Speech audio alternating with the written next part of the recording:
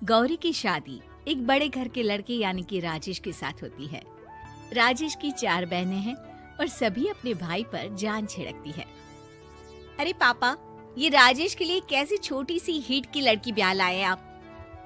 हम लोगों का भाई तो राजकुमार है, उसके लिए तो कोई राजकुमारी होनी चाहिए थी। गौरी को ननद की बात बुरी लगती है और वो रोने लगती है। अरे क्यों गला फाड़ रही है? क्या गलत बोल दिया मेरी बेटी ने? एकलौता बेटा है हमारा, समझी? वो तो तेरे ससुर हाँ कराए थे, वरना मैं तो ना करवाती तेरी शादी अपने हीरे जैसे बेटे से। ननदे सास को भरती और सास गौरी से लड़ती। ये क्या है? तुम्हारी बहनें और माँ आए दिन मुझे खरी खोटी सुनाती रहती है। क्यों नहीं बोलते उन लोगों को कुछ? अरे क्या बोलूं? अब उन लोगों का इकलौता भाई और बेटा होना, तो वो लोग थोड़े इमोशनल है मुझे लेकर, समझा करो ना। और कौन सा वो लोग रोज आते हैं ससुराल से? माना एक साथ नहीं आती, लेकिन रोज कोई ना कोई तो खड़ा ही रहता है ना। खैर, जैसे तैसे कुछ साल गुजरते हैं। गौरी एक प्यारे से बेटी की माँ बनती है। सुनिए, हर बात पर ससुर जी से पैसा मांगना ठीक नहीं लगता। आप कोई काम क्यों नहीं करते हैं? काम तो मैंने कभी किया ही नहीं गौरी। पापा के पास इतना पैसा है कि मुझे जरूरत ही नहीं पड़ी। लेकिन कहते हैं ना, हर दिन एक सा नहीं होता। गौरी के ससुर की मृत्यु हो जाती है और घर में गरीबी छा जाती है। गौरी ननद को फोन करती है। दीदी, अब जीजा जी को बोलकर इन्हें कहीं नौकरी दिलवा दो ना। घर चलाना मुश्किल हो रहा है। माँ जी की भी तबीयत खराब रहती है। दवाई का खर्चा और मुन्ने की पढ़ाई का खर्चा काफी है। कुछ मदद मिल जाएगी दीदी। देखो गौरी, तुम तो जानती हो मेरे खुद के 3 बच्चे हैं, तो ये मत सोचना कि बात घुमा कर बोलोगी तो मैं कुछ मदद कर दूंगी। अब पति तुम्हारा है, सास तुम्हारी है, तो करना तो तुमको ही है ना। हम भी तो निभा रहे हैं। खैर, बोल दूंगी इनको। गौरी समझ जाती है। वो दूसरी ननद को फोन करती है, लेकिन वहाँ से भी उसे कुछ ऐसा ही जवाब मिलता है। अरे भाभी, हमारा भाई कैसे काम करेगा? वो तो राजकुमार है। बस आप जरा माँ का ख्याल रखो, उन्हें कोई तकलीफ मत होने देना। बाकी करते हैं बात आराम से। गौरी के सामने संकट आ जाता है कि वो कैसे अपना परिवार चलाए। ना पति काम करना चाहता है और ना ननदे मदद। फिर एक रोज गौरी की सहेली कहती है, गौरी, मैं ना एक फैक्ट्री में काम करती हूँ, तुम्हारी परेशानी समझ सकती हूँ। क्यों नहीं तुम भी मेरे साथ वहाँ काम करती? अरे लेकिन मुन्ना तो छोटा है ना। तो क्या हुआ, तेरी सास और पति तो घर पर ही हैं, वो लोग संभाल लेंगे। तू चल मेरे साथ। गौरी ने अब काम करना शुरू कर दिया था, लेकिन उसका सपना अपने बेटे को अच्छी शिक्षा देने का था। गौरी अपने भाई से कहती है, भाई, आपके बच्चे जिस स्कूल में पढ़ते हैं उस पर मेरे गौरव का भी एडमिशन हो सकता है क्या? अरे कैसे बात कर रही है गौरी? जितना तू कमाती है उतने में तो तेरा घर भी नहीं चलता। तू कहाँ इतने महंगे स्कूल का सपना देख रही है?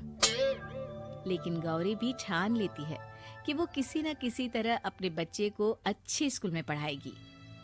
माँ जी, ये मेरे गहने हैं, मैं बेच रही हूँ। गौरव का कल एडमिशन है। अरे वो तो ठीक है गौरी, लेकिन आगे की फीस कैसे मैनेज करेगी?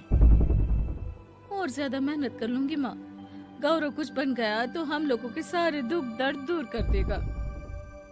गौरी, हम लोगों ने तुझे गलत समझा, लेकिन तू ही थी जो ये घर लेकर चल रही है, वरना कब की अलग हो जाती। गौरी सास की ओर मुस्कुराकर देखती है। आप भी तो मेरा साथ दे रही है ना। अरे कभी खाने में अंडा या मुर्गा भी खिला दिया करो। क्या रोज रोज पत्ता खिलाती रहती हो?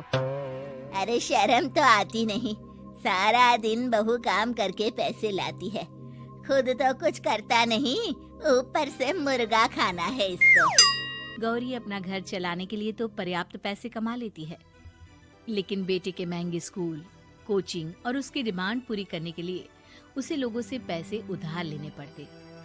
माँ, मुझे जूडो कराटे की ड्रेस चाहिए, मैं घर के कपड़ों में क्लास नहीं अटेंड करूँगा। और क्या, बिल्कुल, घर की भी कोई ड्रेस होती है क्या?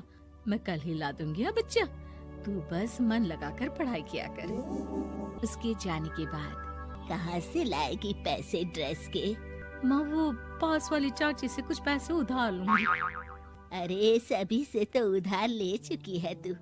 कर्जा इतना चढ़ा लिया है कि पूरा जीवन भी कमाएगी तो उतार नहीं पाएगी। अरे माँ जी, गौरव कुछ बन जाए तो मुझे कमाने की क्या जरूरत, फिर तो मैं बस रानी बनकर राज करूंगी। एक दिन गौरव कहता है, माँ मेरी नौकरी लग गई है, वो भी अच्छे पैसों में। अब हम लोगों के बुरे और दुख के दिन जल्दी खत्म हो जाएंगे। गौरी की खुशी का ठिकाना नहीं होता।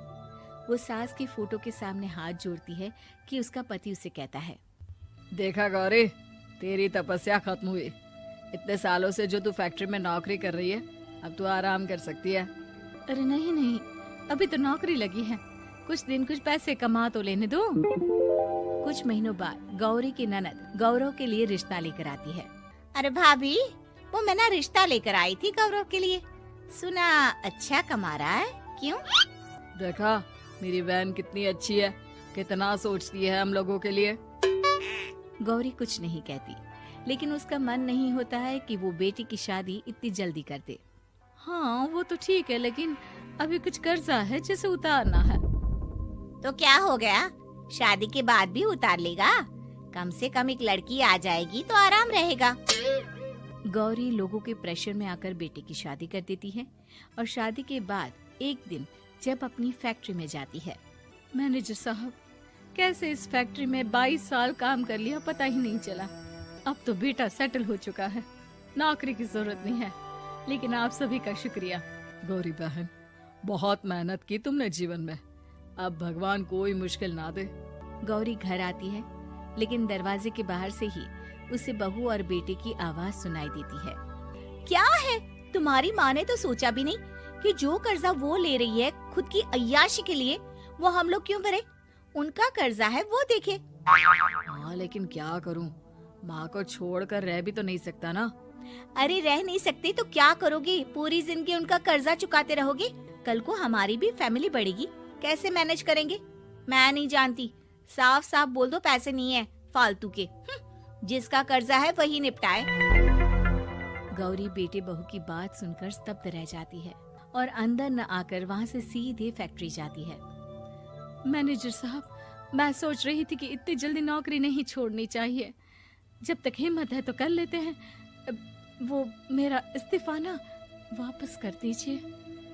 ये बोलकर गौरी की आंख लाल हो जाती है। मैनेजर समझ जाता है कि गौरी की उम्मीद टूट चुकी है। वो उसके हाथ में इस्तीफा रखकर कहता है, कर्जा माँ का है तो माँ ही चुकाएगी। माँ का कर्जा आज तक क्या कोई चुका पाया है?